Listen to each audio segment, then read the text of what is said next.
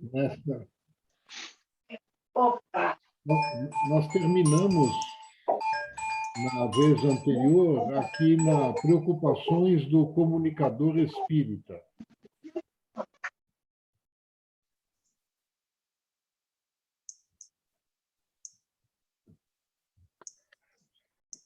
E vamos, então, focar no último item, que é ajudar o próximo a obter melhores resultados, que pode sintetizar o nosso objetivo enquanto comunicador espírita. Ajudar o próximo a obter melhor resultado por meio do conhecimento espírita, né? Nós estamos usando o conhecimento espírita em favor do próximo que esteja assim interessado, né? Porque não fazemos proselitismo e não queremos forçar ninguém a se tornar espírita, né? E aqui entramos aqui numa característica da comunicação que eu havia falado assim en passant, que é a propriedade cumulativa da comunicação. Isso é muito importante, né? As mensagens se acumulam na mente do ouvinte, produzindo efeitos futuros. O que é um efeito futuro? Depende de cada pessoa, depende do que você falou, de como você atingiu e como estava a pessoa. Então, nós temos que respeitar o tempo da pessoa. Ela vai assimilar o seu conteúdo que faça sentido junto ao conteúdo que ela já possui. Às vezes, o sentido vai fazer anos depois. Então, mas nada se perde, tudo é útil ao processo de transformação. Então, vou dar um exemplo. Eu tenho um amigo que, durante anos, eu tentei falar sobre o espiritismo e fazer quase aquilo que nós não devemos fazer, tentar forçar o espiritismo para a pessoa. E nada dele se tornar espírita, né? Passado, não me lembro agora, 10, 15 anos, ele ligou para mim e disse: Ivan, hoje eu me considero espírita. Eu fiquei muito feliz. Falei, puxa, então todo esse esforço, anos e anos falando do espiritismo, realmente demorou, mas chegou o momento, né? E aí ele continua. Graças a uma pessoa que eu conheci, conversei meia hora com ele, ele me esclareceu tudo, eu tive um entendimento do espiritismo e eu fiquei preocupado, né? Falei, puxa, eu não estou sabendo falar sobre o espiritismo, né? Porque eu falei 10, 15 anos, não adiantou nada. Ele falou meia hora com uma pessoa que ele mal conhecia e isso foi o suficiente para ele se transformar em espírita. Então, eu não conhecia a propriedade cumulativa da comunicação. Certamente eu colaborei nesse processo. Quanto colaborei, não sei, um pedacinho, mas colaborei. E isso que é importante. Você dar o ferramental, dar a semente para as pessoas, né? Mas aí vem uma outra parte que complementa essa propriedade, que é a responsabilidade da comunicação. Ora, se nada se perde, tudo está na mente do seu espectador, do seu ouvinte. Imagine a responsabilidade das coisas que você está jogando no inconsciente, na mente daquele espírito. Ele vai levar para toda a eternidade. Na parte mental, já foi provado, e eu mesmo tenho experiência, eu não sei se falei para vocês, mas eu apliquei hipnose por cerca de 10 anos na minha vida, e parei apenas porque a polícia me impediu, porque eu não sou médico nem paramédico, eu não poderia usar a hipnose. e fiz muitos testes, muitos estudos de hipnose. É impressionante a capacidade que nós temos, não estamos falando nem do espírito, hein? Estamos falando da pessoa encarnada, do cérebro, da parte material só. A capacidade que ela tem de lembrar das coisas, tá? A capacidade que ela tem de fazer com que as coisas que ela lembra, que estão armazenadas no cérebro dela, estão vivas, interagindo com as outras coisas e fazendo com que ela tome comportamentos, assuma verdades, assuma valores na sua vida. Então, a nossa responsabilidade é muito grande. Imaginem os amigos e amigas, aquele espírito que escreveu, por exemplo, um livro que incita as pessoas à violência. Vamos imaginar.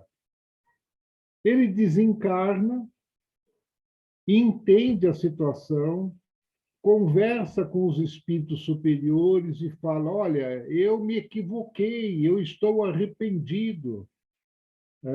E estou vendo que muitas pessoas continuam lendo o meu livro e tendo ideias erradas sobre a vida, sobre o comportamento com o próximo, levando a atitudes que não são boas. E que os espíritos falam para ele: meu amigo, nós não podemos fazer nada. Você plantou essa árvore e ela frutificou, está dando frutos. Os frutos não são bons? E agora a tua responsabilidade de inúmeras pessoas continuarem lendo um livro que você mesmo acha que foi mal escrito, que foi equivocado. Eu não queria estar no lugar desse espírito, mas talvez eu seja um deles, né? Nós não sabemos.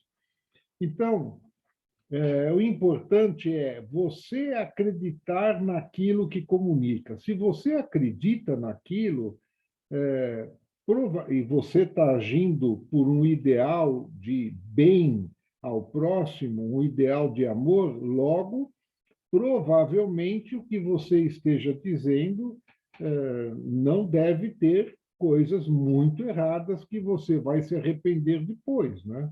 Provavelmente. Agora, eu queria comentar com vocês rapidamente algumas das teorias da comunicação. Teorias da comunicação são um estudo de paradigmas que foram feitos, e essas teorias são válidas até hoje. A maioria foi feita na segunda metade do século passado, mas que são válidas e são o referencial de comunicação que nós temos até o momento. Para que isso? Para que a gente possa entender esse processo de comunicação. Ora, eu estarei falando para as pessoas. E como elas recebem essa mensagem? O que é que influencia? Qual é a tendência? Então, vamos falar de algumas delas, né? A teoria da persuasão diz que o sucesso da mensagem, qualquer mensagem, depende do interesse em obter informação. Olha, aí já tem um grande entrave. Muitas vezes a pessoa não está interessada em obter aquela informação. Por exemplo, eu faço uma palestra para assistidos do centro espírita. Eles estão receptivos? Talvez nem todos. Né? Talvez tenham outra religião, talvez não tenham religião alguma, talvez não tenham interesse em ter religião. Então, se você conseguir contar uma história, tornar a tua fala mais pessoal, mais emotiva, que a pessoa, num processo de empatia, se coloque no lugar do personagem, você captura essa consciência para a sua fala. Tá? Então, outro assunto. Quanto menos a pessoa sabe daquele tema, menos interesse e motivação ela vai ter.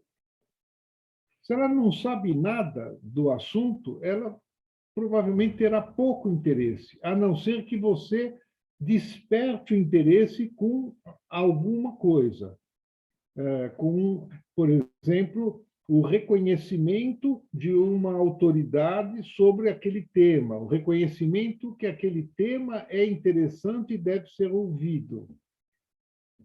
Outro item é a exposição seletiva. Uma pessoa só tem interesse a ouvir aquilo que está de acordo com o seu pensamento. A pessoa tende a se expor àquilo que a agrada. Eu não sei se já contei para vocês, mas isso foi baseado numa experiência com mais de 1.000 universitários que, quando entraram na universidade, perguntaram se era a favor da pena de morte e se era a favor da eutanásia e do aborto.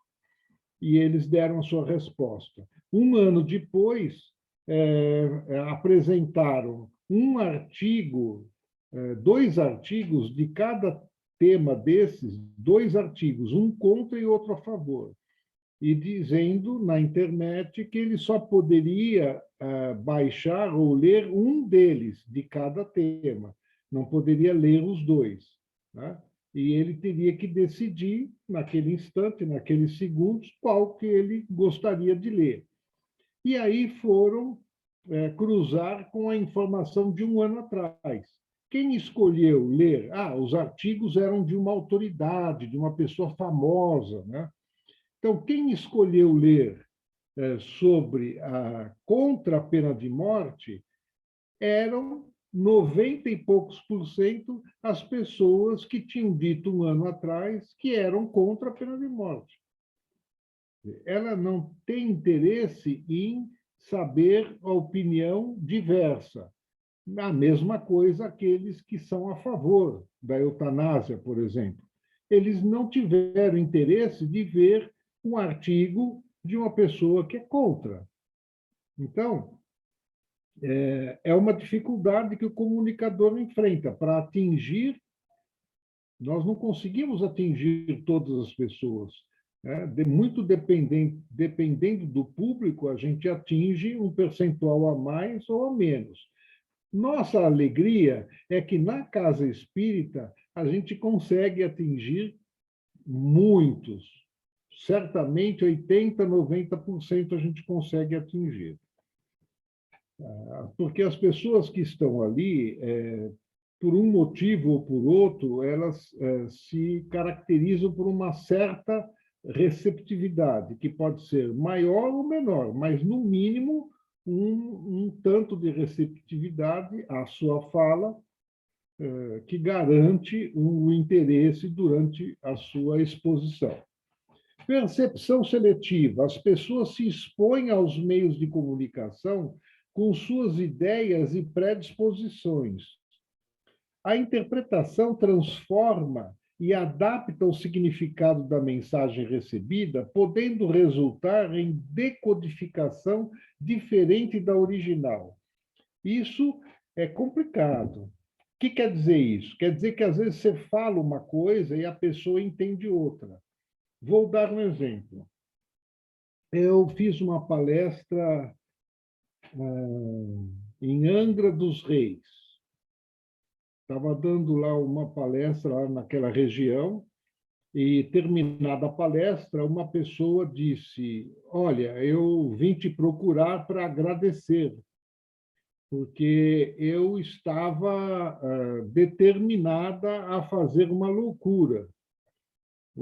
A minha esposa sofre violência do meu genro e eu não estou aguentando mais essa situação. E eu queria dar um fim nisso. Passei na frente do centro espírita e resolvi entrar. E a sua palestra me fez mudar de opinião. Eu fiquei muito feliz com isso. Falei, puxa, caramba, consegui ajudar alguém, né? Essa a minha intenção, ser útil, né? Por isso que eu decidi ser expositor espírita. E aí ela continuou, porque o Senhor explicou e deixou claro que nós devemos deixar a vingança nas mãos de Deus. E eu me assustei, disse, eu disse isso? Que Deus é que vai vingar por nós? Sim, o Senhor explicou, eu entendi muito bem. Ora, eu primeiro fiquei feliz que ela não ia cometer nenhuma violência com o genro dela. Depois eu fiquei triste por mim, porque de alguma maneira eu não soube explicar bem. Mas depois eu vi que na teoria da comunicação tem estudos que mostram que se você está muito determinado a alguma coisa, você não consegue enxergar coisa diferente. E qualquer vestígio, qualquer vislumbre de algo que se aproxime da sua própria ideia, você vai acatar imediatamente com todas as forças. Foi o que ela fez. Mas isso não quer dizer que nós não devamos usar de todo o nosso esforço para explicar muito bem, pelo menos, os princípios básicos da doutrina espírita. Então, mas, em última análise, é o receptor que decidirá sobre a nossa comunicação. Não, ele que vai decidir, ele que vai interpretar, ele é que vai agir. E nós temos que nos preparar para transmitir a melhor mensagem para que ele possa agir da melhor maneira. Mais teorias da comunicação. Memorização seletiva. Aspectos em consonância com valores e atitudes do receptor são memorizados num grau mais elevado do que os outros. Isso tem lógica, né? Olha, se eu vou memorizar alguma coisa, eu tenho mais facilidade em memorizar algo que encontra ressonância, entendimento, significado, coisas semelhantes no meu próprio acervo de conhecimentos. Tá? Se é uma coisa muito nova, eu tenho dificuldade. Ora, se você está vendo numa palestra presencial ou até numa live, se você está olhando nos não verbais das pessoas que estão acompanhando, você vai perceber se elas estão entendendo, se isso está complicado ou não. E aí você tem condições de refazer, de dar outro exemplo, de fazer uma comparação, de modo a deixar mais claro isso. Efeito latente. A eficácia persuasiva de convencimento pode aumentar à medida que o tempo passa, obtendo-se o efeito esperado. Faz parte da propriedade cumulativa. Ela pode ter, como eu guardo tudo, o efeito pode ser futuro, né? Daquela palestra que eu escutei. Credibilidade da fonte. A mensagem atribuída a uma fonte confiável produz uma mudança de opinião significativa e maior do que aquela atribuída a uma fonte desconhecida ou pouco confiável. Mensagens idênticas passadas por fontes diversas têm efeitos e eficácias diferentes. Então, nós não podemos, isso é uma coisa boa, mas nós não podemos nos basear nisso na comunicação espírita. Porque nós entramos, ou nós nos aproximamos da falácia de autoridade. O que é a falácia da autoridade? Eu não tenho argumentação suficiente e eu uso da autoridade de alguém muito famoso para dizer fulano concorda com isso, fulano disse isso, em consonância com o que nós estamos tratando aqui. Né? Isso realmente ajuda o convencimento, a acatação, a receptividade dessa mensagem. Mas estaria correto isso? Nós não temos que convencer pela lógica, pelo encadeamento dos argumentos. Isso é o melhor que a gente pode tentar fazer. Tem uma outra chamada gatekeeping, que é os meios de comunicação e as redes sociais fazem a seleção do que e como deve ser divulgado, e isso influencia as pessoas. Quer dizer, aqui é um grande portão, né? Quer dizer, nós temos uma visão de mundo, e essa visão de mundo está influenciada, por exemplo, pela mídia. A mídia, ela tem que fazer uma seleção das notícias das agências. Ora, são milhares de... Hoje em dia, que a informação é mundial, as agências de notícias têm milhares, mas milhares mesmo, de novas notícias a cada dia. Agora, um espaço na internet, no YouTube, no jornal, ele é pequeno. Então, todos os meios de comunicação têm que selecionar o que é que eles vão mostrar do mundo. E essa seleção é baseada nos interesses dos órgãos. Interesse, principalmente, em atingir mais pessoas e que mais pessoas acompanhem aquele canal de comunicação. E se ele tiver patrocinador, quanto mais pessoas esse canal tiver, um valor maior de patrocínio ele irá receber. Então, juntando tudo isso, isso quer dizer o quê? Que a visão de mundo que nós temos, que a nossa plateia tem, provavelmente não é a realidade. É um retrato específico de uma ou algumas realidades. Tá? E aí, qual é a mensagem que, naquele momento, nós estamos passando? Será que nós não temos que preparar esse público que pode ser que não tenha ouvido informações a respeito do que você esteja falando? Porque a visão de mundo deles é diferente da sua. Eu não estou dizendo que a sua ou a minha esteja certa ou errada, eu estou dizendo que é diferente. Então, eu preciso me preparar para dar a visão de mundo que seja palatável, que seja fácil de absorção pela minha plateia, né?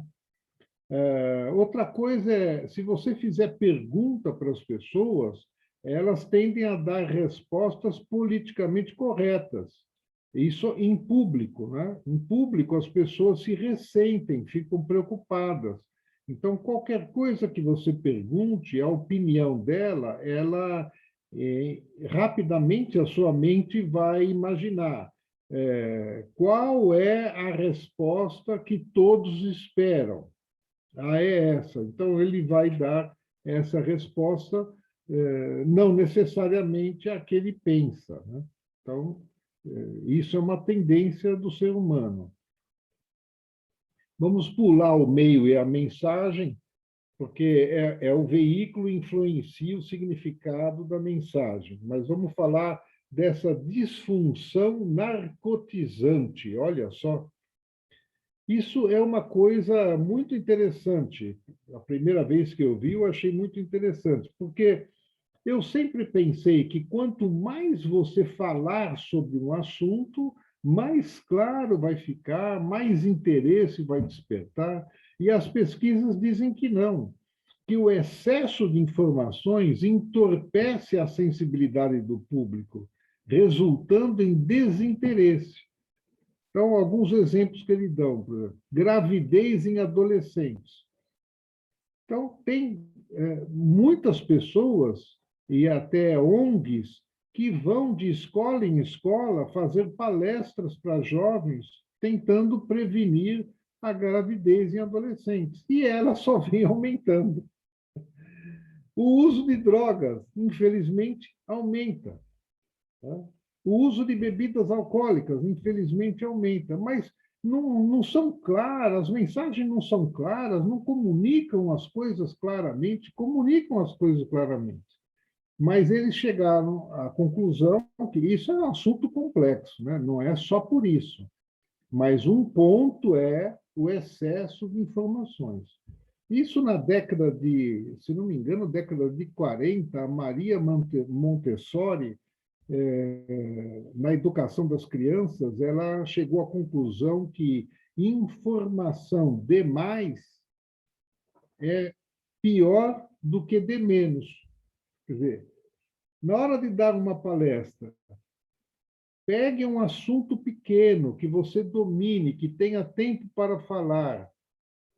Não dê informação demais, não, porque vai complicar, vai ser difícil de assimilar. É o que a Maria Montessori disse. Muita informação a respeito de um único ponto pode confundir mais do que você deixar de abordar alguns aspectos e simplificar o seu assunto. Dissonância cognitiva, né? Ao detectar, olha, essa é muito interessante, é algo que está na consciência do espírito, gente. Olha, para mim é uma conclusão da ação espiritual, mas isso foi feito por pessoas agnósticas e até materialistas que chegaram a essa conclusão, né? Olha, ao detectar uma incoerência em suas crenças, o indivíduo sofre um sentimento de inquietação, gerando impulso para restaurar essa coerência. Eu estou tranquilo, estou vivendo bem, de repente assisto uma palestra e a pessoa fala uma coisa que abala a minha crença, mas abala a minha crença, e esse é outro aspecto, né? Não é que a pessoa, todo mundo que ouviu ficou abalado em sua crença. Algumas pessoas já estavam no ponto duvidando da sua própria crença, mas deixando para lá porque é um assunto que causa um desassossego mental, emocional. Então, eu não quero isso. Então, eu já estou questionando algumas crenças minhas, mas eu falo, eu vou ver isso mais para frente, eu não vou ver agora. E aí assisto uma palestra e aí cai a ficha, né? Era a gota d'água que faltava. Me incomoda tanto, a minha consciência fica tão incomodada que eu preciso voltar à paz e ao sossego que eu tinha antes. O que é que eu devo fazer? Aquela crença não está mais resolvendo. Então, eles dizem que 50% não fazem nada. 40% racionalizam, isto é, procuram criar uma nova justificativa, uma nova explicação para manter a mesma crença. E 10% mudam a crença, aperfeiçoam, melhoram ou trocam de crença. Tá? Então, isso é muito difícil, mas é o processo evolutivo nosso. Né? E olha que interessante, isso nos obriga a evoluir. Né?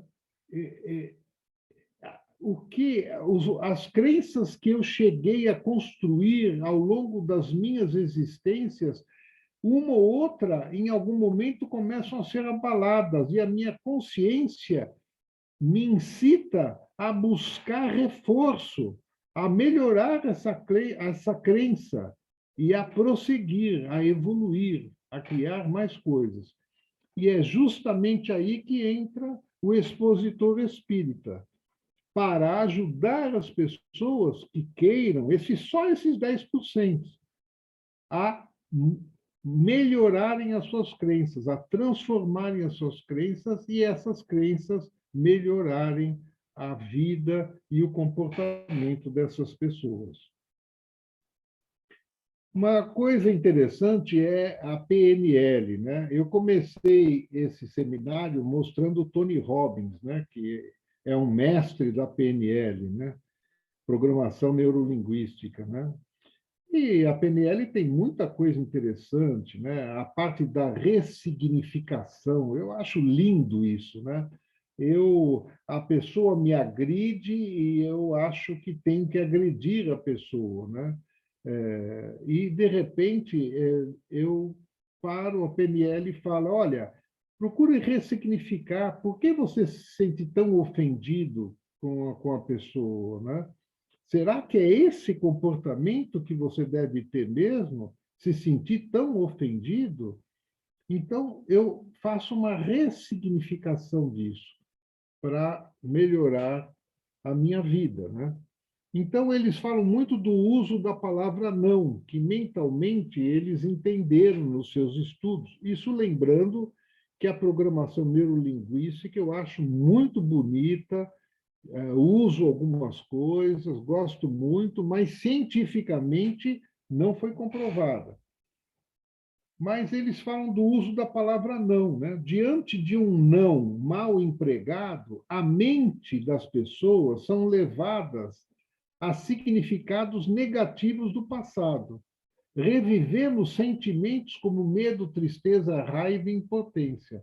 Exemplo: não se atrase, não quero sofrer, não sofra.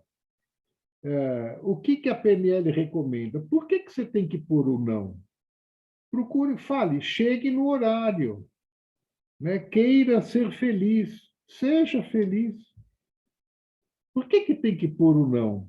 O não dá um certo bloqueio na mente. Isso na opinião deles. Não sei se realmente procede ou não. Mas o que eu notei é que, na primeira revelação, Moisés só falou não. Não é curioso? Não matarás, não furtarás, não, não, não, não, não, não. E aí vai ler o Sermão da Montanha, vai ler Jesus, as palavras de Jesus, raramente se vê não. Né? Então, não sei, Jesus conhecia PNL? Talvez. Ruídos na comunicação. Sempre haverá ruído na comunicação. Ruído é tudo aquilo que interfere para que a pessoa que esteja assistindo, ouvindo você falar, perca alguma coisa do que você falou. Isso sem levar em conta que, se ela não perder nada, você pode ter falado de modo não muito correto, muito apropriado, e ela pode ter interpretado diferente, como aquela pessoa que disse que eu expliquei que a vingança deve ser feita por Deus, não por nós. Então, olha como é difícil falar, né? Quer dizer, falar é fácil, o difícil é comunicar. Então, ruídos, sempre haverão ruídos, até no virtual nós temos ruído, né? Às vezes, o expositor fica tão preocupado com o ruído que a mente dele fica mais concentrada no barulho do ventilador, no problema de som que ele está tendo na live, na câmera que não está muito boa, do que no que ele tem que falar. Então, vamos tomar cuidado, vamos tomar cuidado. Vamos tentar controlar tudo aquilo que é possível controlar. O que não é possível, paciência. Mas eu não devo deixar o meu foco nos ruídos. Cuidado com a forma de se comunicar. Isso vai muito da personalidade da pessoa, e aí a gente tem que contar com a ajuda das pessoas próximas, né? Eu, por exemplo, tive a ajuda da minha esposa, que no começo das minhas exposições, ela, com a liberdade que tem toda a esposa, né, me disse, eu falei, bem, como é que eu fui? Ela disse, você foi ridículo.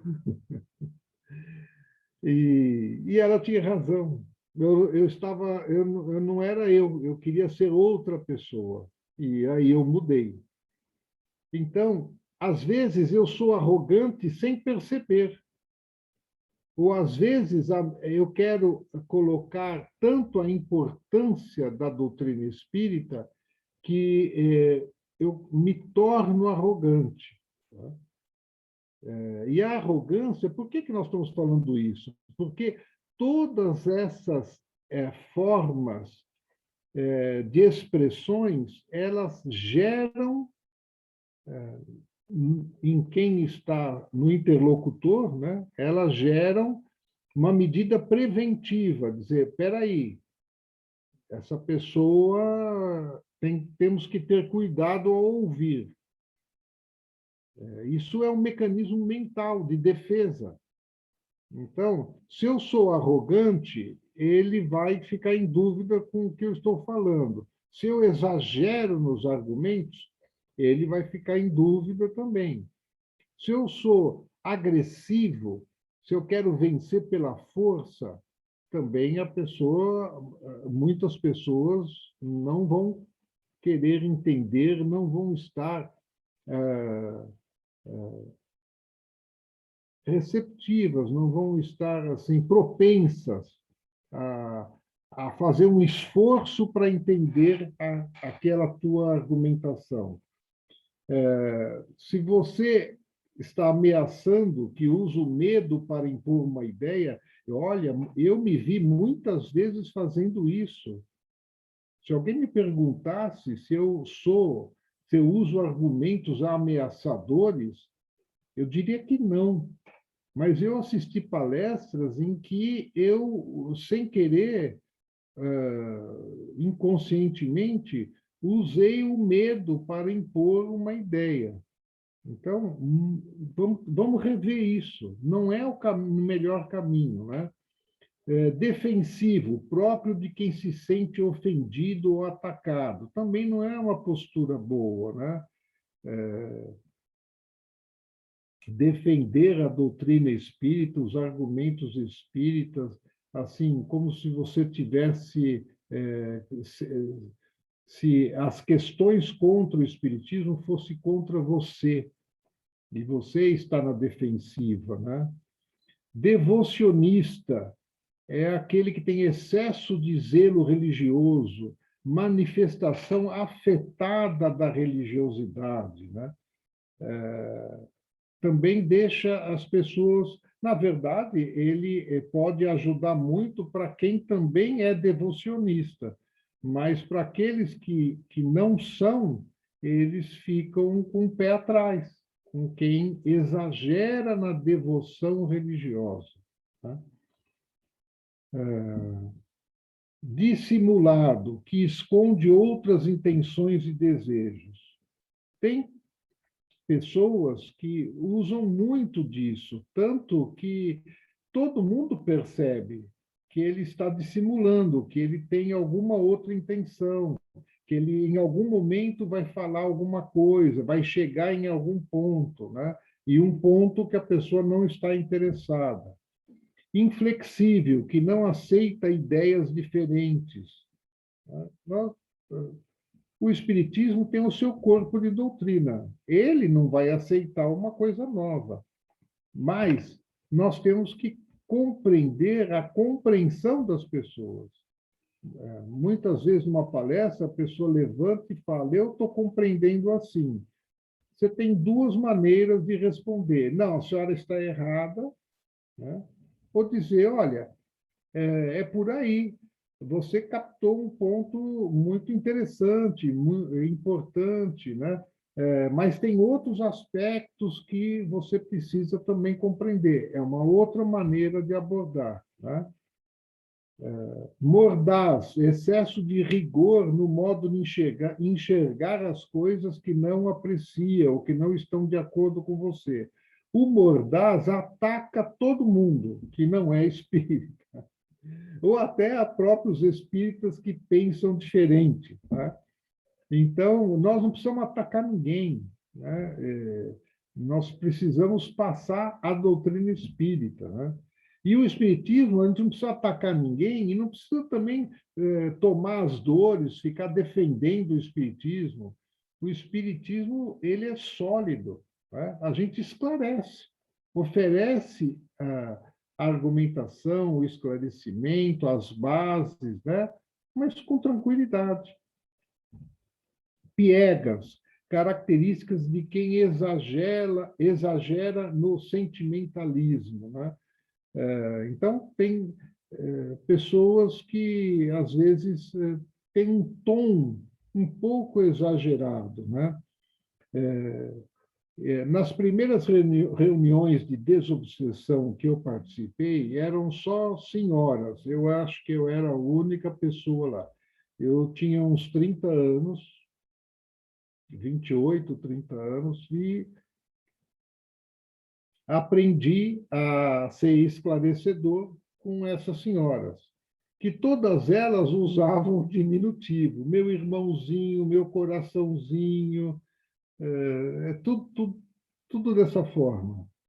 E eu comecei achando que tinha que usar da mesma terminologia, né? E demorei um pouco para perceber que não é um bom caminho, né? Talvez até seja para uma ou outra personalidade, mas não é um caminho a ser seguido, porque quando você é piegas, você está exagerando numa direção. Não devemos exagerar em nenhuma direção. Triunfalista, atitude de quem pensa que as outras crenças estão erradas, e a atitude que coloca o espiritismo num altar, numa elevação estupenda. O que é bonito, o que é empolgante. Mas isso, quando exagerado, causa reação inconsciente das pessoas de falarem, puxa, será que ele não está exagerando? Né? Será que é tudo isso? Né? Será que, então, o mundo inteiro, a salvação, o melhor caminho do mundo é todos se tornarem espíritas? Não há outro caminho que leve a Deus, ao amor, à bondade, à compreensão, à solidariedade? Só existe o caminho espírita para isso? Então, eu acho que tem que ter um pouco de cuidado. Pseudo-bondade, quando a pessoa quer passar uma imagem falsa de si mesmo, né? Então, uma maneira de não passar isso é, quando der exemplos, procurar se colocar no exemplo. Se o exemplo for negativo, um comportamento inadequado de alguém, coloque você mesmo com esse exemplo, né? Não coloque nos outros. Sobre a plateia espírita, eu falei rapidamente sobre isso, mas a plateia espírita, ela já está propensa a te ouvir.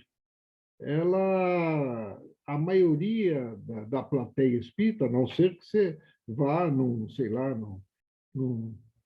for dar uma palestra para estudantes do final do curso de espiritismo, mas uma plateia espírita, ela é composta da maioria de espíritas iniciantes com pouco estudo.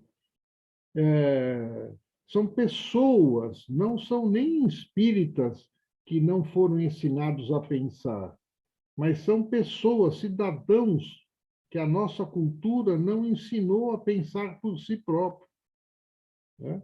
Então, nós fomos acostumados a pensar de acordo com os outros, a aceitar uma linha de pensamento, não a concluir por nós mesmos. E o Espiritismo é uma doutrina de questionamento, de investigação, de avanço. Ela não está completa, ela foi apenas iniciada. Nós temos que ajudar a doutrina espírita. Então, que espíritas a gente quer formar com as nossas palestras? Espíritas que aceitam tudo, eles vão aceitar o que você está falando da mesma maneira que aceitarão o que outro estará falando. Não é isso. Nós queremos que lembra da propriedade cumulativa? Nós queremos que tudo que nós falarmos, apresentarmos, seja misturado ao seu próprio acervo de experiências, de vivências, de conclusões e de valores, e que isso possa ajudar na transformação, na melhoria desses valores e, em consequência disso, do seu modo de pensar e de agir.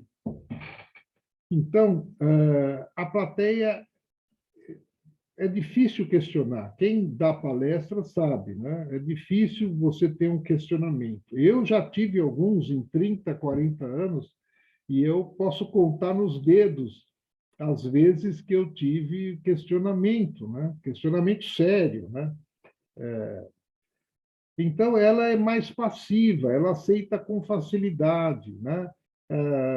Tem dificuldade de analisar, dá mais importância à forma, à autoridade, do que à argumentação ou conteúdo. Isso facilita muito o trabalho do expositor espírita. Facilita tanto que ele pode ser um mau expositor espírita. E um mau expositor espírita não quer dizer que ele seja mal intencionado, nada disso. É que o esforço que ele está empregando para comunicar o espiritismo poderia ser melhor aplicado e produzir melhor efeito do que ele está fazendo. Como eu respeito as pessoas? Eu respeito as pessoas procurando não forçar ninguém a fazer alguma coisa que ele próprio não concluiu que é bom para ele. Então, esse é o serviço que nós temos que dar. Nós temos que dar todo o manancial de informações que façam com que a pessoa possa trabalhar esse manancial junto com os dele e concluir positivamente as coisas. Consolar. As palestras têm que ter. Você pode dar uma palestra de entretenimento, que você vai atender as pessoas com entretenimento. Você vai contar casos, vai falar de aspectos curiosos da história, vai ser uma palestra memorável, as pessoas vão sair da palestra muito satisfeita, passaram o tempo assim, nossa, já acabou a palestra, que maravilha de palestra, mas será que foi maravilha mesmo? O que você deixou na propriedade cumulativa da comunicação? O que você deixou em cada cabecinha que te ouviu?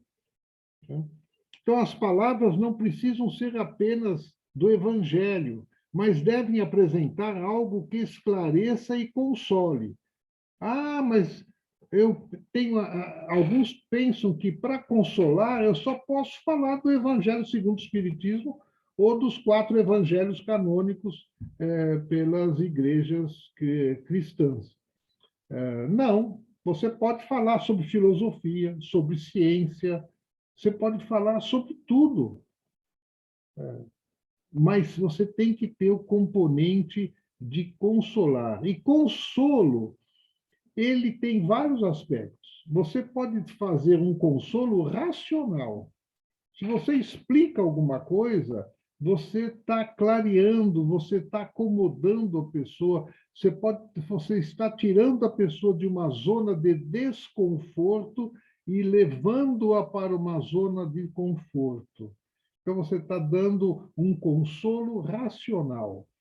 Pode ser emocional, pode ser moral, pode ser espiritual, mas tem sempre um aspecto de consolar a pessoa, amenizar a aflição, confortar, ser solidário, mostrar empatia, esclarecer, ajudar a encontrar a solução, dar esperança, otimismo, mostrar a importância da resiliência e a alegria de viver. Agora, muita gente se preocupa mais em falar, né? E ainda mais pessoas, tem pessoas que têm facilidade para falar, conseguem falar mais do que 120 palavras por minuto, de maneira muito fácil. Então, às vezes nós julgamos que se nós falarmos bastante, estamos comunicando bastante, né? Mas não é bem assim. Às vezes estamos numa comunicação superficial. Só nós falamos, não damos nem tempo da pessoa recompor aquela fala, entender, fazer aquela fala penetrar na sua mente. Isso nós fazemos com pausas, com exemplos, com analogia, com a redundância, voltando ao assunto, que você dá tempo mental para as pessoas absorverem o que você está falando. Quando você transmite só o que é esperado, você não dá aquela expectativa. Nossa, a qualquer momento, essa expositora, esse expositor, eu estou sentindo que ele vai fazer uma abordagem diferente, que vai contar alguma coisa muito diferente. E não é o que acontece, às vezes, né? Temas e exemplos repetitivos. Então, eu vou falar de uma passagem do Evangelho e eu dou os mesmos exemplos que estão nessa passagem do Evangelho. Ora, se ele é espírita, ele já escutou essa passagem do Evangelho já 20, 30, 40 vezes, e com os mesmos exemplos. Tá? Então, procure agregar alguma coisa nova, né? Daquela passagem do Evangelho, procure tirar um aspecto que talvez não tenha sido tão trabalhado, né?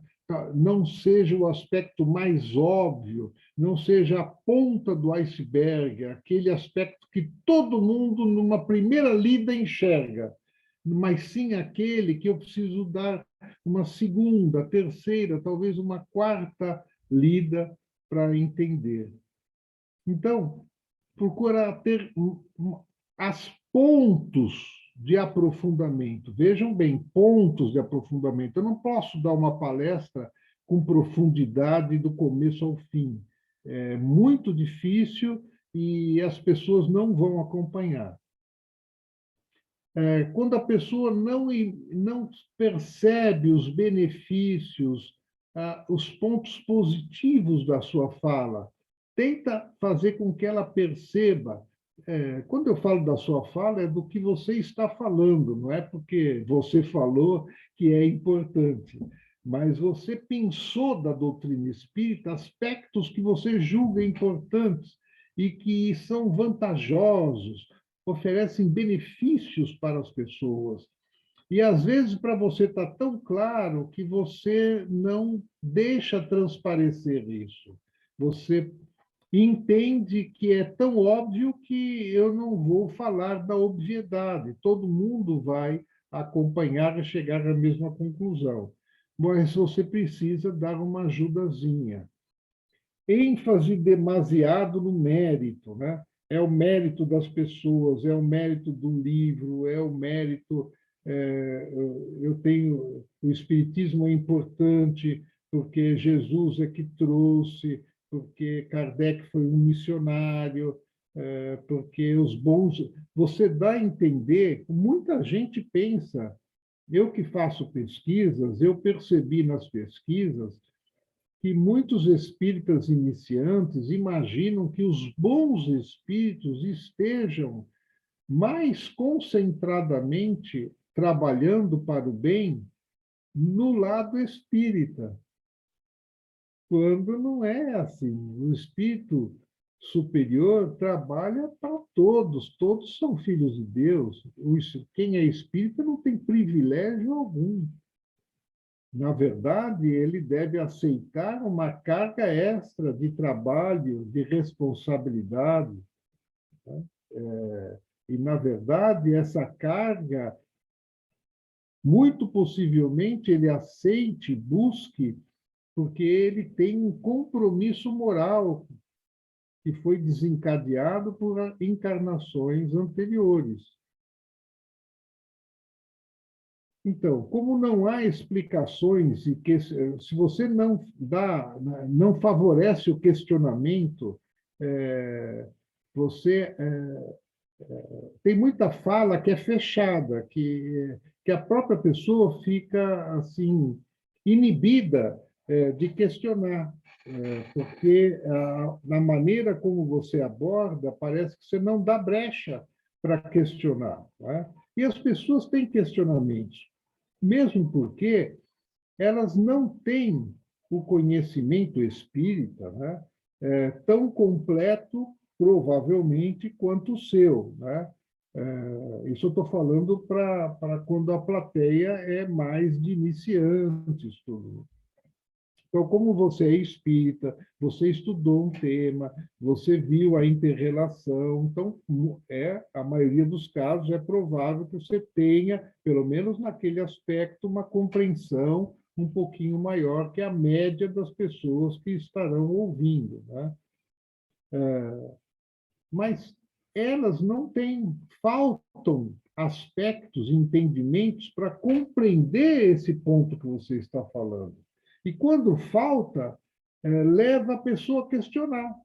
A coisa não bate, a coisa não faz sentido. E o questionamento é ótimo, porque ele expõe o que não bate, o que está faltando.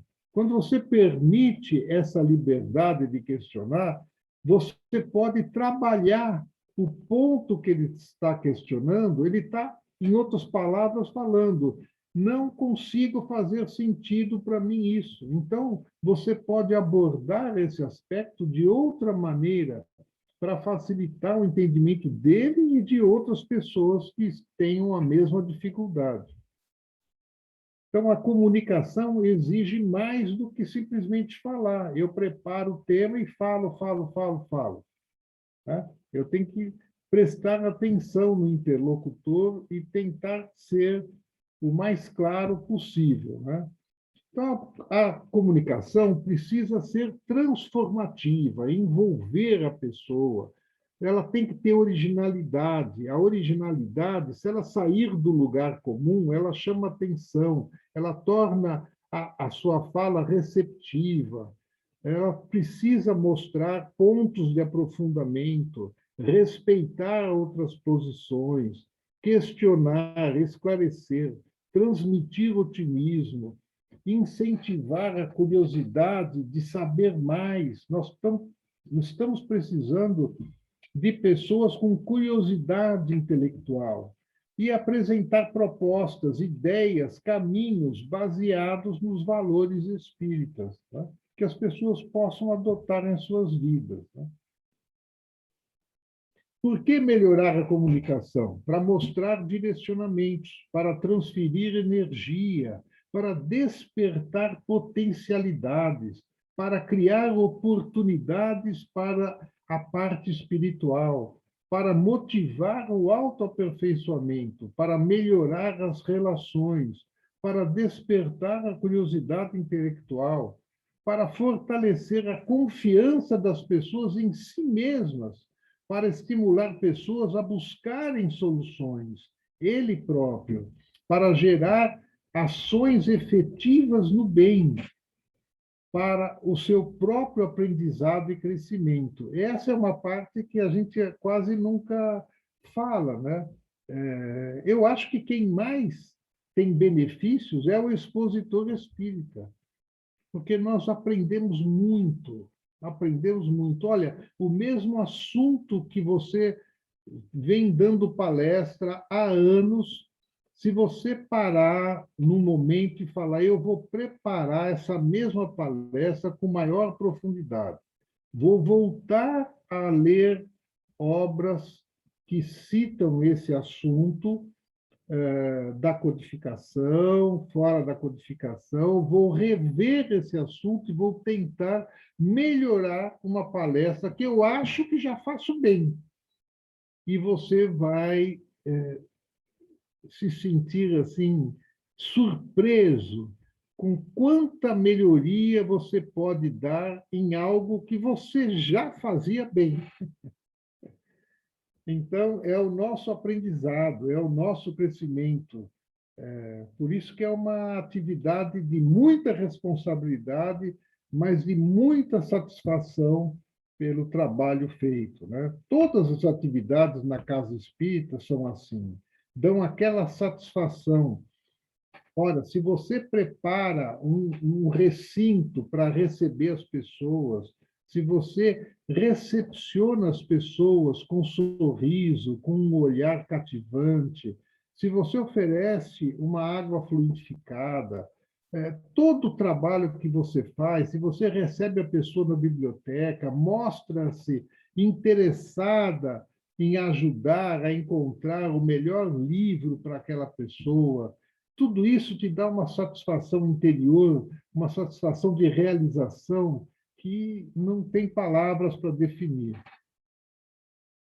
Então, o que atrapalha a comunicação? Várias coisas atrapalham a comunicação, por isso que ela é difícil mesmo, né? Mas vamos ver algumas. Eu selecionei algumas para nós tratarmos elas, né? Conflitos na comunicação. Muitas pessoas que nos ouvem estão polarizadas. O que é polarizado? Ou ela está num polo ou no outro. Um é o oposto do outro. Então, mostre que as coisas não precisam ser excludentes. Ou, né, no lugar de e. Por que não colocar ou, no lugar de ou, o e? Né? Pode ser assim, e assim. Né?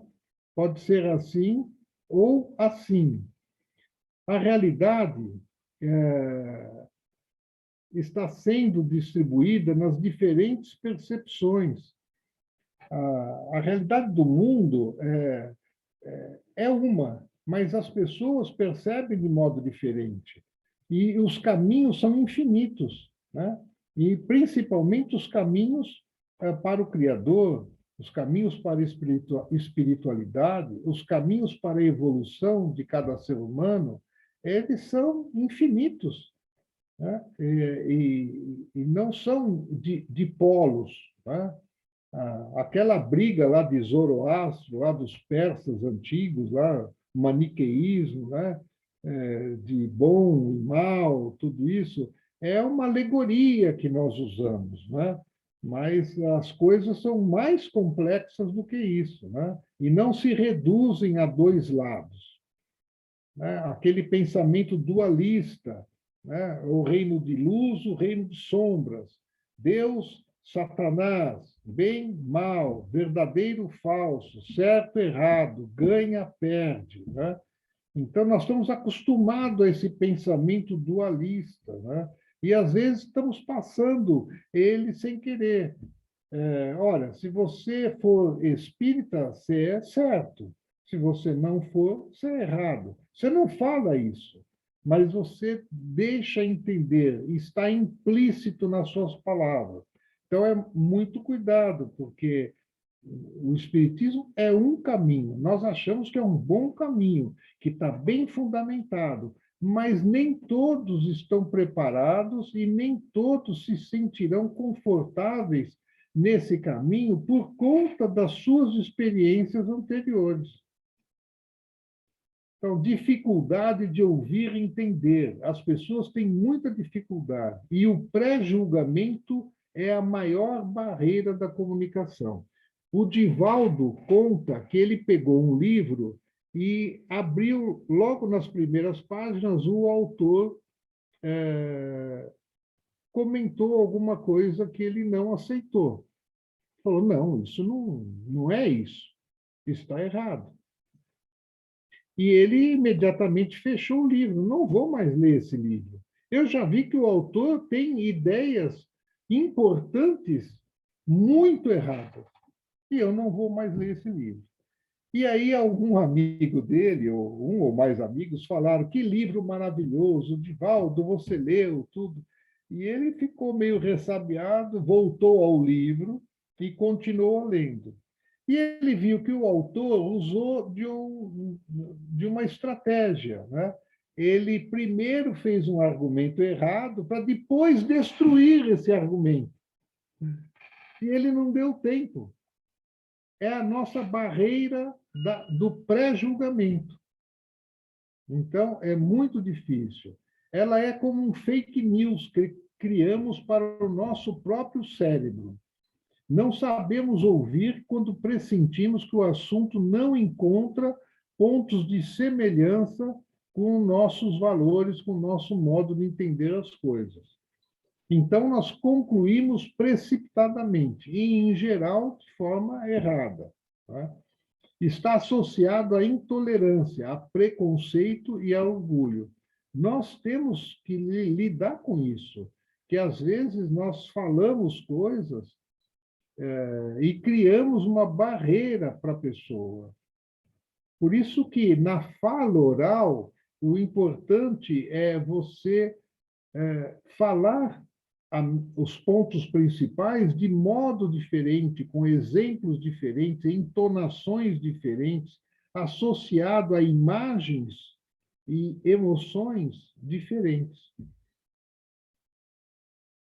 O que dificulta a comunicação? Sinais de defesa ou defensividade, que é a reação a ameaças reais ou imaginárias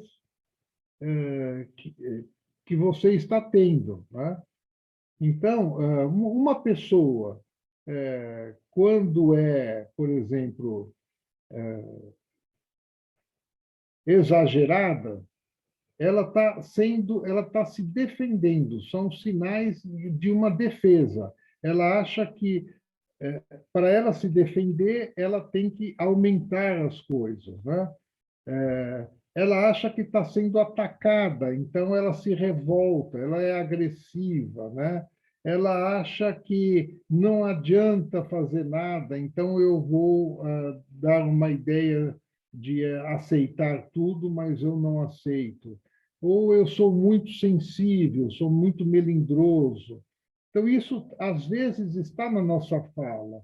Vamos ver algumas coisas, compulsores mentais que atrapalham a comunicação. E hoje nós temos na nossa cultura muitas coisas que nós incorporamos como compulsores na nossa própria mente. Né? São paradigmas que assumimos no processo de adaptação à sociedade. Exercem pressões psicológicas, levando as pessoas a assumirem comportamentos que dificultam o processo de comunicação. Um compulsor, ele se faz visível pela linguagem, pelo tom, pela expressão facial, pela postura e pelos gestos. Né? Então, por exemplo, seja rápido. A sociedade pede pessoas rápidas. E eu, se eu trabalho numa empresa, eu quero parecer rápido, mas a minha personalidade, o meu modo de ser, pode ser mais lento mesmo. É da minha natureza. Mas eu não aceito isso e vou lutar. Por um lado, é bom, porque eu vou tentando mudar alguma coisa em mim, né? Mas, por outro lado, levado isso a ferro e fogo, eu estou me violentando, né? Com isso. Então, seja forte. Então, puxa, mas eu choro à toa, eu não sou forte, mas as pessoas parecem não gostar de pessoas assim, não aceitarem tão bem. Então, eu preciso ser forte, ou melhor, ou pior, eu preciso parecer ser forte. Seja perfeito, ou eu preciso parecer ser perfeito. Né? Agrade sempre. Esses são compulsores mentais que interferem na nossa comunicação e, interferindo, interferem na recepção das nossas mensagens. Então, eu, como Ivan, comunicador... Oi? vou fazer uma pergunta, Oi? se puder voltar, por favor, no anterior. Pois não. Eu não entendi muito bem como que eles atrapalham na hora que... Então, eu estou dando uma palestra e como que eles podem atrapalhar? Isso que eu não entendi direito. Por exemplo, você assumiu para você mesmo, nos seus valores, que as pessoas precisam ser rápidas, ou fortes, ou perfeitas. E você vai transparecer isso. E, às vezes, você pode transparecer de uma forma muito inflexível, que não há outro caminho, que a pessoa, então, estaria errada se não fosse assim. E Tá. você mesmo pode estar se sentindo assim. E isso interfere na sua comunicação. É, porque eu vou passar para frente aquilo, né? Isso é. Então, as pessoas, cada uma é diferente da outra, né?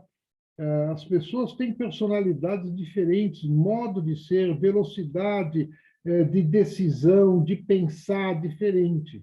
Por exemplo, numa empresa, eu participei de vários estudos nas empresas que eu trabalhei. E esses estudos, todos eles são linhas completamente diferentes, concluíram a mesma coisa, que numa equipe de trabalho você não pode ter o mesmo tipo de pessoa. Não existe o tipo de funcionário ideal. É aquele que decide rápido. Seria isso? Então, você tem uma equipe, todo mundo decidindo rápido, eles vão deixar passar detalhes importantes que, se tivesse uma outra personalidade não tão rápida, mas atenta aos detalhes, ela poderia ajudar. Então, todos os estudos concluíram que o trabalho em equipe, uma sociedade, uma cultura, um mundo se faz com pessoas diferentes. Então, Obrigada. eu como comunicador espírita, eu agora vou brincar um pouquinho, né, com as palavras da época, né? Eu não posso ser um hacktivista. Hacktivista é ligado a hacker, é aquele que ataca, é aquele que quer falar do espiritismo atacando tudo e todos que, teoricamente, iriam contra o espiritismo. Nós estamos longe disso. Nós podemos ser um ativista espírita, pessoa que trabalha de modo ativo e fraterno pela causa espírita, né? Então, conflitos da comunicação existem muito, quando queremos dizer uma coisa e transmitimos outras. Então, comunicar bem não é tão fácil assim. Isso eu friso muito no seminário, para a gente ficar sempre em mente a necessidade de melhorar a nossa comunicação. Então, isso tem que estar sempre um alerta para nós. Será que eu estou comunicando da melhor maneira? Então, é o processo que todos nós sabemos: codificação e decodificação. O emissor procura transmitir aquilo que atenderá aos seus objetivos, mas o receptor seleciona apenas aquilo que atende os seus próprios interesses e entendimento. Então, eu, de repente, faço uma palestra inteira baseado num capítulo do Evangelho chamado A Felicidade Não É Desse Mundo. E, apesar do título, eu explico que ela é sim, porque Deus é amor, ele permite que, em todos os níveis de evolução, eu tenha acesso à felicidade que eu consigo entender e captar, né? Mas a felicidade maior está nos níveis evolutivos maiores. Então, figurativamente falando, a felicidade maior ou plena não estaria nesse mundo, né? Mas isso é figurativamente falando. Muita gente, terminada a palestra, entendem que nessa vida, olha, o que o Ivan falou? Ele deu uma palestra interessante, e ficou claro para mim que nessa vida ninguém se poderá ser feliz. Será que é isso que eu quero passar? A mensagem espírita é essa, né? Cadê o otimismo? Cadê a esperança? Cadê o amor de Deus nisso, né? Então, é um ponto de reflexão. O que nós estamos falando, muitas vezes, é decodificado diferente. Então, nós podemos dificultar uma decodificação errada. Quanto mais explicamos, comparamos e dermos exemplos. Isso nos pontos principais da exposição, né?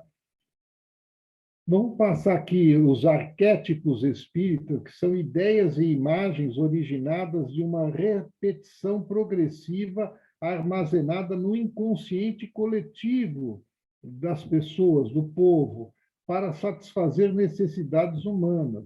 Quando nós fazemos comunicação, nós lidamos com esses arquétipos que o Jung procurou definir, né? Esses arquétipos, eles dificultam algum entendimento, né? Por exemplo, o arquétipo de Deus atendendo a todos os pedidos.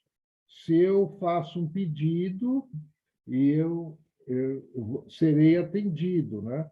Então, o Espiritismo vem explicar bem isso, né? Então, a gente quebra um pouco esse aspecto, né? Na verdade, Deus atenderá sempre, não no tempo que você espera, né? Tem outras variáveis, né? Você acha que ele não está atendendo porque você se sente sofrendo, mas, na verdade, ele está atendendo e você sofrerá por pouco tempo e é um sofrimento que é como o de uma criança. Que quando você lembra que você chorou porque o sorvete caiu no chão, você dá risada hoje, fala, isso não foi um sofrimento, mas na época foi. Na época doeu, né? Mas depois você entendeu que esse sofrimento foi muito simples, muito banal. Mas isso são coisas que a gente pode aprofundar, né?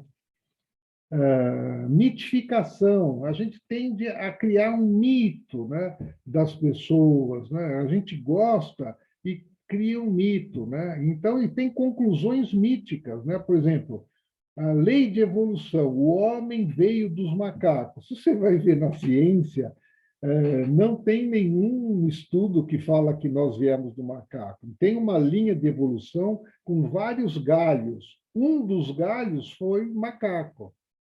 Mas nós não somos a continuação do galho do macaco. Mas você vê, é uma coisa que está enraizado na mente das pessoas. Por exemplo, o sol é amarelo, todo mundo sabe disso. Mas se você for ver na ciência, o sol é branco, não é amarelo, né? O frio causa resfriado, né? Uma corrente de ar frio que eu peguei, fiquei com gripe, fiquei com resfriado. Não é isso. Morcegos não enxergam, morcegos enxergam. São coisas que são disseminadas na nossa cultura e a gente se apropria como verdade, né? Então falam, não, eu li a Bíblia, existiram 3 reis magos. Não, eles não eram reis, né? Então, só usamos 10% do nosso cérebro, é um jargão. A ciência já demonstrou que não é isso. Do ponto de vista dos neurônios, nós usamos todos. Eles cansaram de colocar as pessoas pensando coisas e veem as partes do cérebro que são acionadas, né? Mas nós gostamos de falar isso, achamos bonito, romântico, tudo. Então, e os mitos espíritas devem existir, né? Alguns, eu me imagino, que podem entender que determinados espíritos não erram, né? São infalíveis.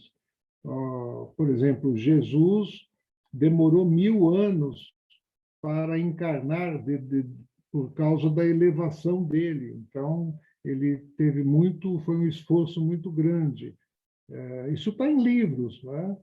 Eu, particularmente, não concordo, mas isso não é doutrina espírita, isso é a visão de um espírito, é um entendimento, não está na universalidade que a doutrina adota, né? Jesus, nós vamos ver mais aqui sobre Jesus. Cuidado com os estereótipos, né? Nós fomos criados com estereótipos, né? Então, a gente fala sem querer ou dá a entender isso. Então, é muito complicado isso. Vocês veem que hoje na imprensa tem gente sendo processada, presa, tudo, porque falaram coisas que estão na mente nós somos criados com preconceitos, com estereótipos, e isso às vezes extravasa, né? A gente não consegue controlar e fala, e aí vem o peso da lei e de outras coisas, né? Então, o conselho que os psicanalistas dão é analise o que você está sempre criticando, porque tem alguma coisa que você não sabe lidar ainda com isso, que você tem que aprender sobre esse assunto. O que dificulta o entendimento correto? Ideias preconcebidas, falta de estudo, imparcialidade, parcialidade, adesão à cultura local ou à autoridade, base insuficiente de informações, falta de crítica, influência de vaidades e orgulhos, medo de mudar de opinião. E o Francis Bacon fala que as pessoas preferem acreditar naquilo que elas preferem que seja verdade. Estamos chegando ao final.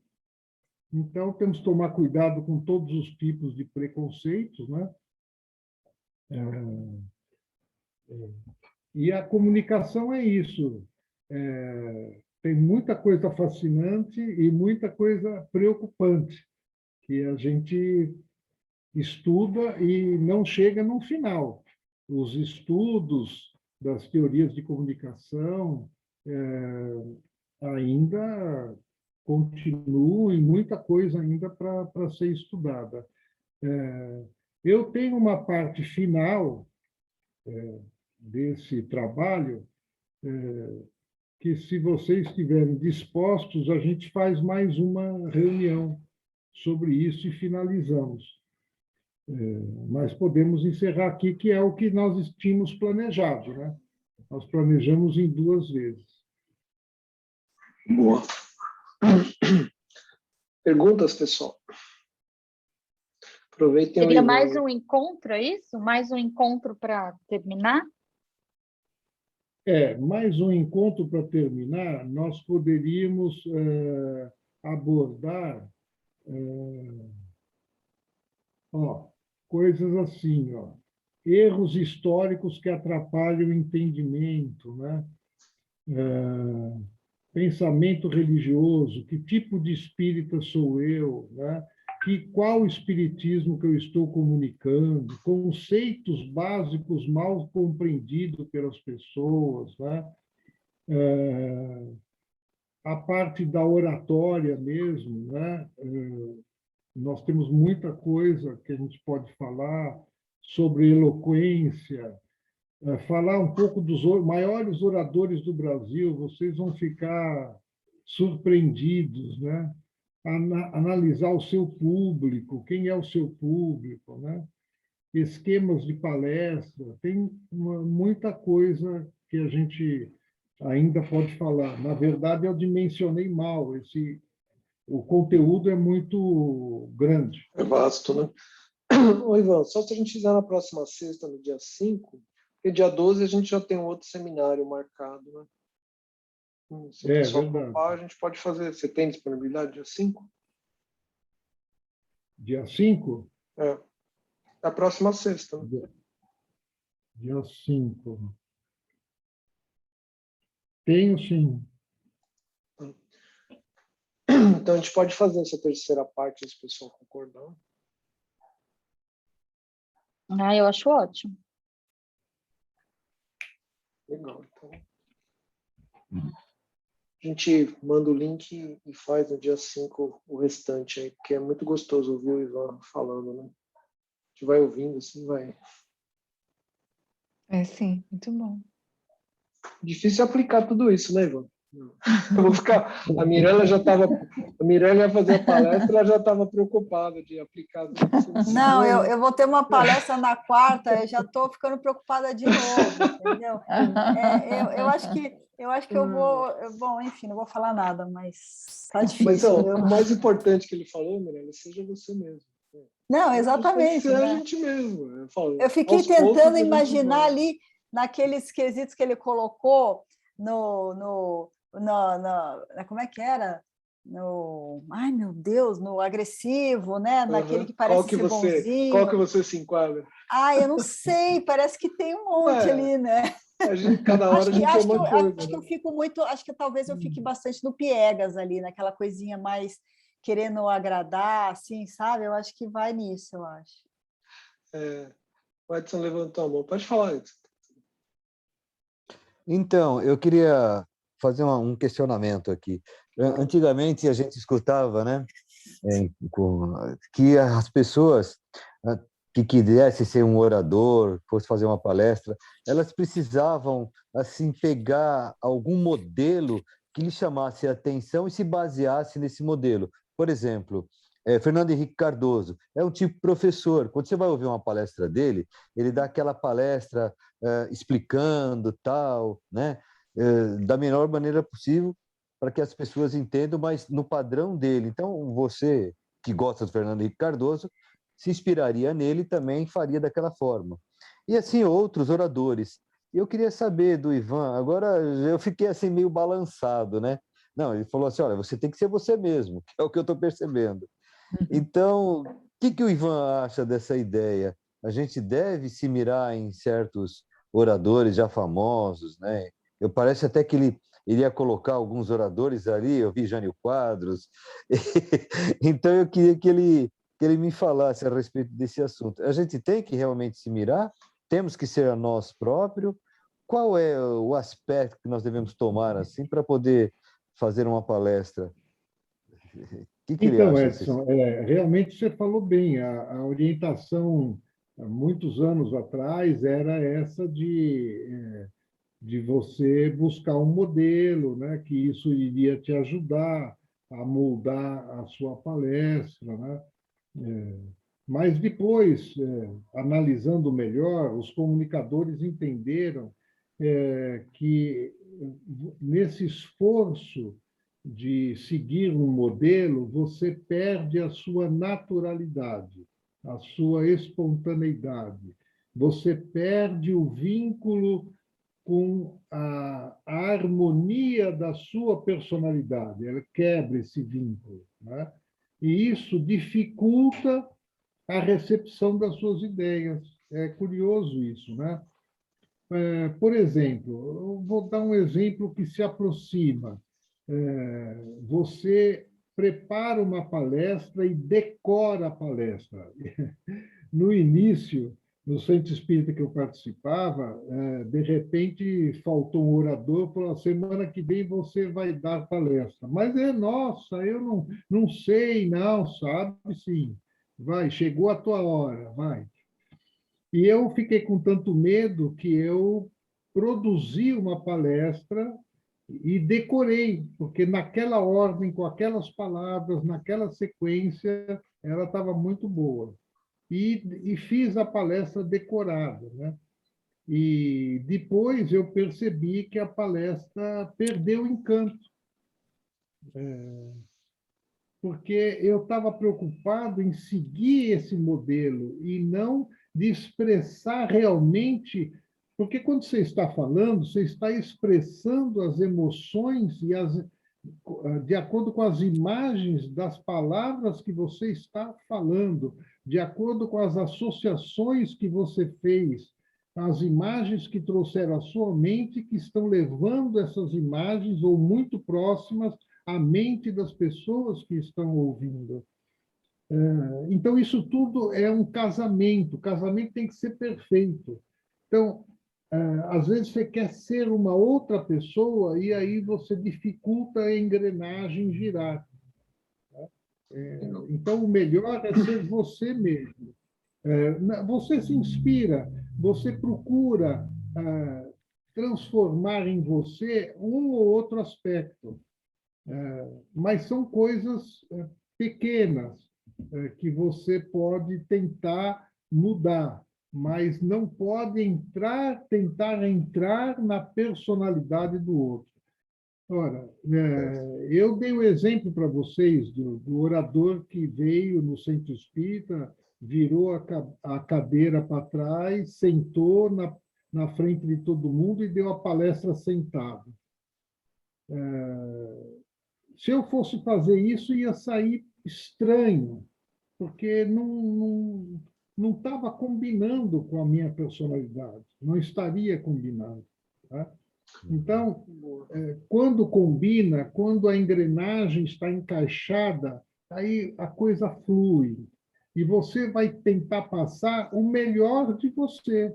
Você vai terminar a palestra com aquela sensação, falar, olha, gente, não sou um Fernando Henrique, não sou um Cortella, um Karnal, mas eu dei o melhor de mim, eu me preparei, eu entrei na palestra com o pensamento elevado, pedindo inspiração, ajuda, tentando ser útil, e tenho certeza que passei alguma coisa positiva. Então, é isso que tem que terminar a sua palestra dessa forma. Legal. A Mirella quer fazer uma pergunta obrigado. também, Ivan. Se você quiser parar de compartilhar a tela para a gente se ver. Como é que eu faço isso? É só stop share. Passa o mouse ali na parte de baixo, ali na parte de cima. Melhor. Estava vendo pequenininho vocês. Vai lá, Mirella. Então, Ivan, no finalzinho agora é o gancho que eu precisava, que a minha pergunta tem a ver. É claro que quando a gente vai fazer uma palestra, a gente se prepara, estuda, monta slide. Eu, pelo menos, eu fico uns 3 dias falando comigo mesmo, vou tomar banho, estou lavando louça, vou fazendo. Só que chega na hora, você falou, pede inspiração, também peço inspiração, e eu sinto muita inspiração. Tanto é que, muitas vezes, tudo que eu planejei falar não sai igual eu planejei falar. Sai dentro do assunto, não foge, mas tem coisas que parece que o meio ali modificam. E sai tudo muito bem, eu acho, né? O que você atribui a isso? Claro que é inspiração, porque a gente está ali de acordo com... Porque eu sempre peço, quando eu vou fazer, que eu esteja de acordo com o que a equipe espiritual responsável pelo centro espírita e responsável pelo dia, daquele dia, me auxilie para que eu possa comunicar da maneira melhor para todos que estão ali, porque eu me preparei de um jeito, mas a plateia está lá e está esperando alguma coisa, e a espiritualidade está atuante, né? Então, eu sempre peço para que eu entre em conexão com essa espiritualidade atuante. E eu sinto realmente que é como se fosse um plug, assim, na hora que sobe, sou eu, mas na hora que está falando, parece que tem uma coisa ali, depois que acaba, despluga e volta. Mas, sem dúvida nenhuma, há uma preparação do palestrante, mas também há essa interação com a equipe espiritual. Você também pensa dessa maneira? O que você enxerga sobre isso?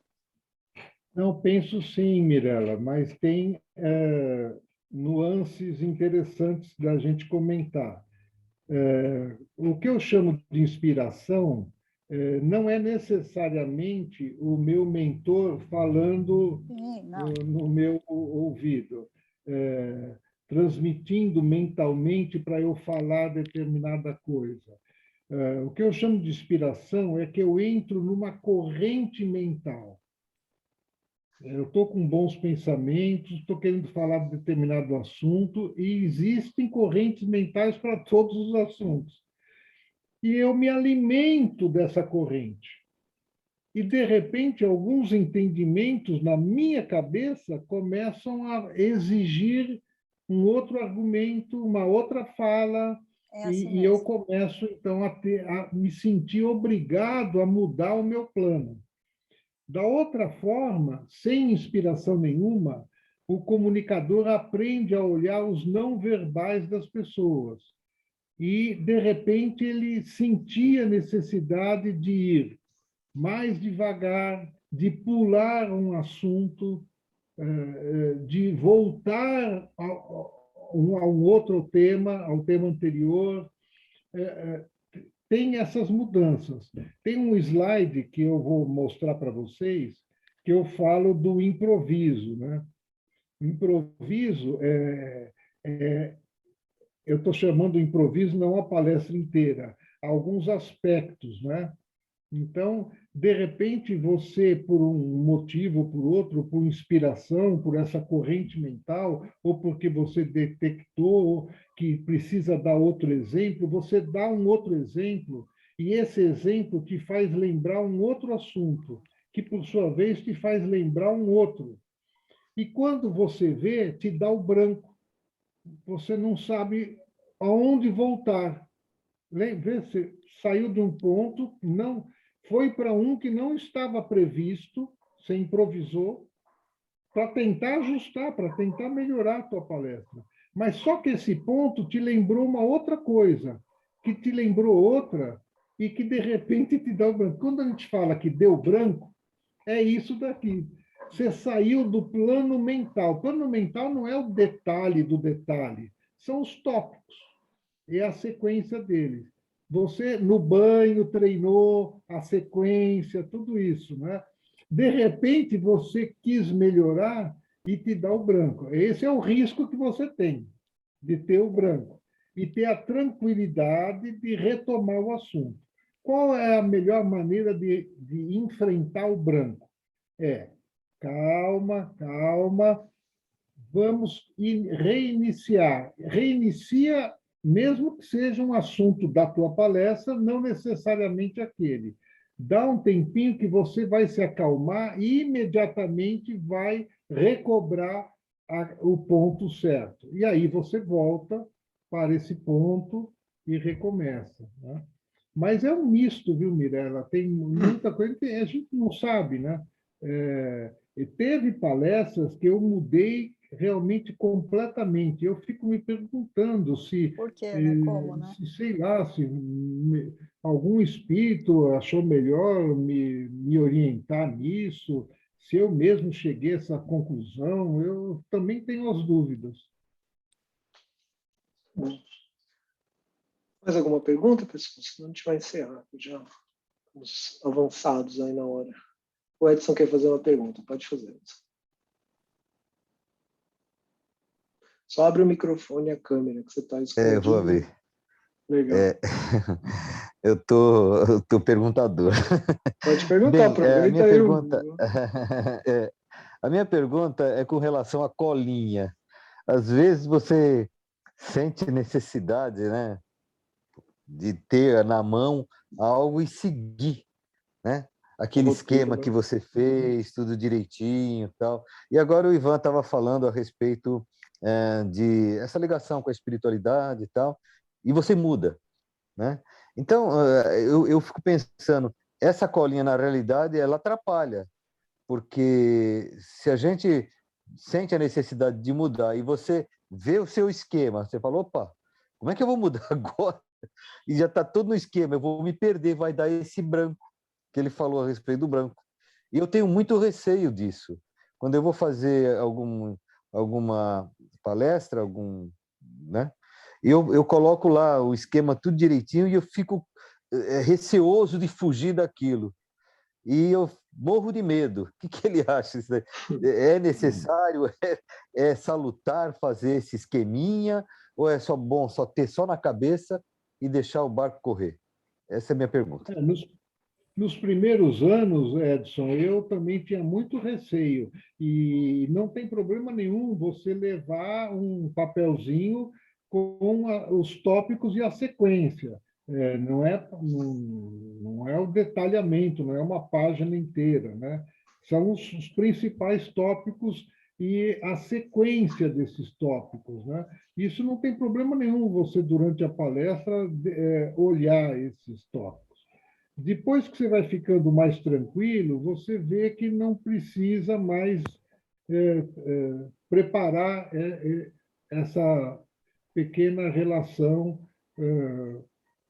para te dar essa segurança maior. Você não precisa disso.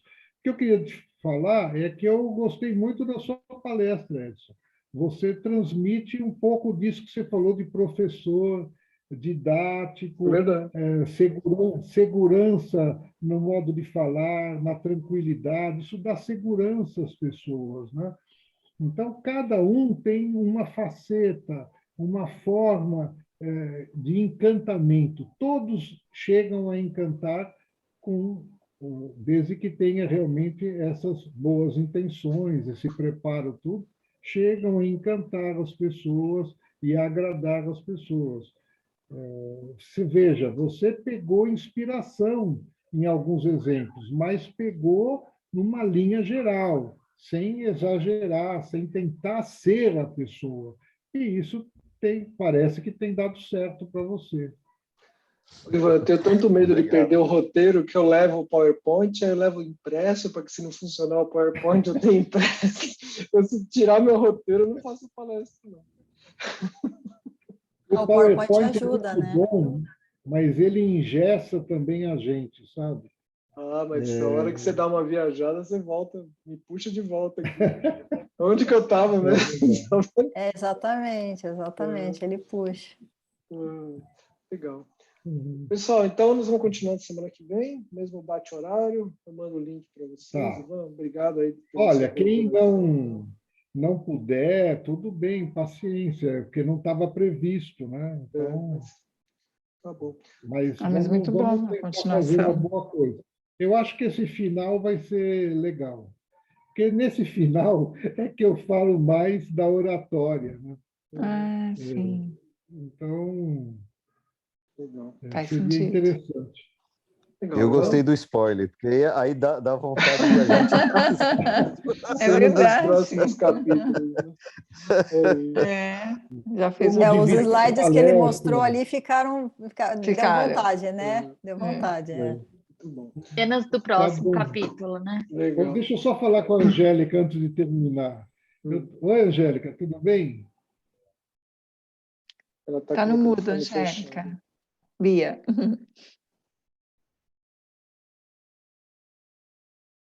Tá no celular. No celular é ruim de ir lá com o dedinho apertar, né?